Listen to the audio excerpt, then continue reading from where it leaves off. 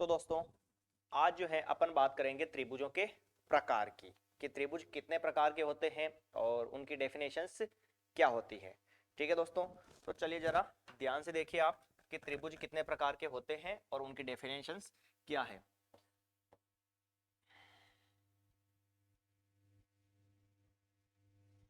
त्रिभुज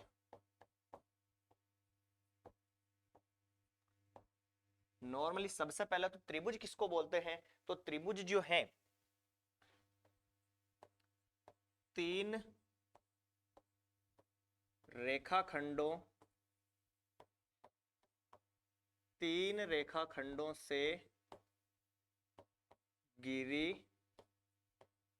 तीन रेखाखंडों से घिरी बंद आकृति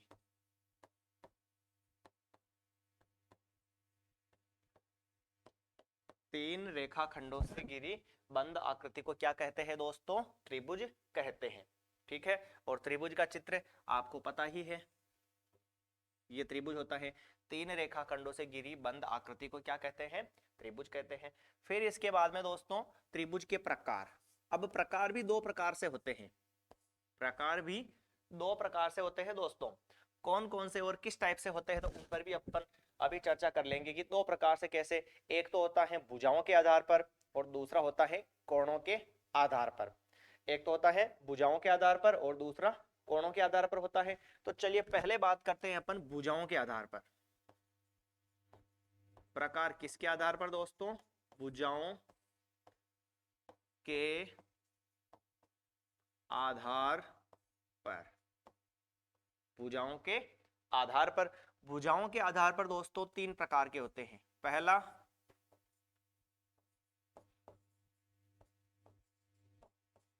समबाहु त्रिभुज। क्या होता है दोस्तों? पहला समबाहु त्रिभुज।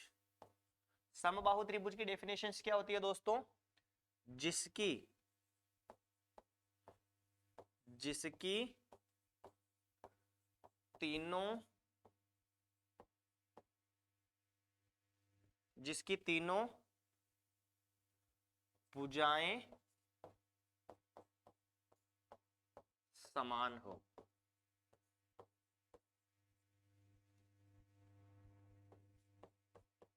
क्या हो गई डेफिनेशन? एक ऐसा त्रिभुज जिसकी तीनों भुजाएं समान हो उसे क्या कहते हैं? समबाहु त्रिभुज कहते हैं। ठीक है, फिर दूसरी परिभाषा की बात करते हैं। दूसरा प्रकार है इसका समद्विबाहु। समद्विबाहु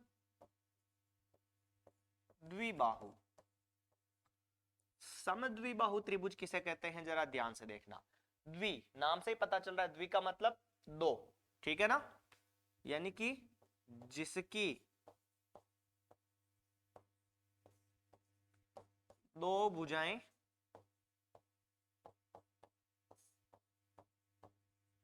समान। जिसकी दो भुजाएं समान हो उसे क्या कहेंगे दोस्तों? समद्विबाहु त्रिभुज कहेंगे। ठीक है, अगला प्रकार तीसरा इसी का। तीसरा जो प्रकार है वो है विषम बाहु त्रिभुज। विषम बाहु। विषम बाहु में क्या होगा? तीनों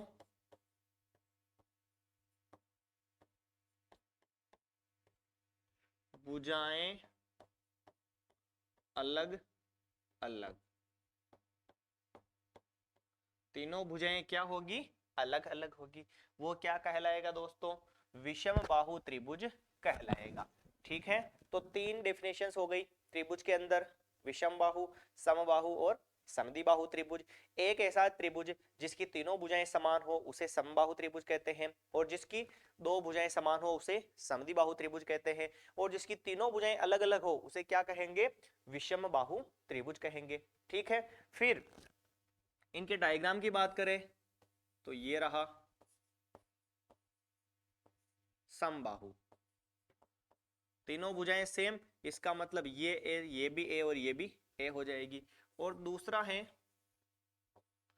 सम द्विबाहु। सम द्विबाहु यानी दो भुजाएं सेम और तीसरी भुजा अलग। और विषम बाहु, विषम बाहु, विषम बाहु में विषम बाहु में तीनों भुजाएं अलग अलग, ए बी और सी। आया समझ में आपको? ये विषम बाहु का चित्र, ये समद्वि बाहु का और ये समबाहु का।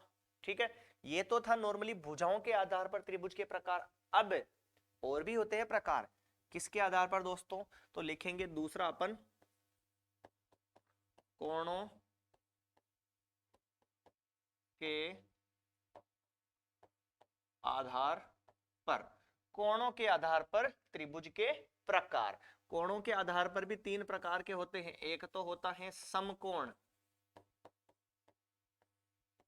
समकोण त्रिभुज। क्या होता है दोस्तों? समकोण त्रिभुज।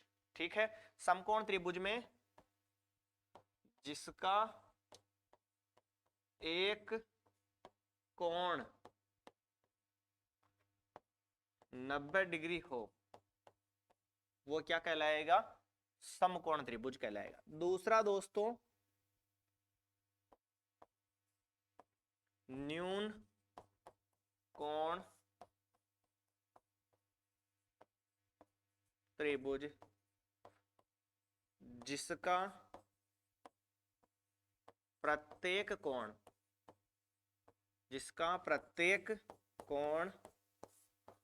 90 डिग्री से क्या हो दोस्तों? कम हो। जिसका प्रत्येक कोण 90 डिग्री से कम हो वो क्या कहलाएगा? न्यून कोण त्रिभुज कहलाएगा। अगला तीसरा है अधिक कोण त्रिभुज। अधिक कोण त्रिभुज, इसकी डेफिनेशन क्या होगी? जिसमें एक कोण 90 डिग्री से क्या हो दोस्तों?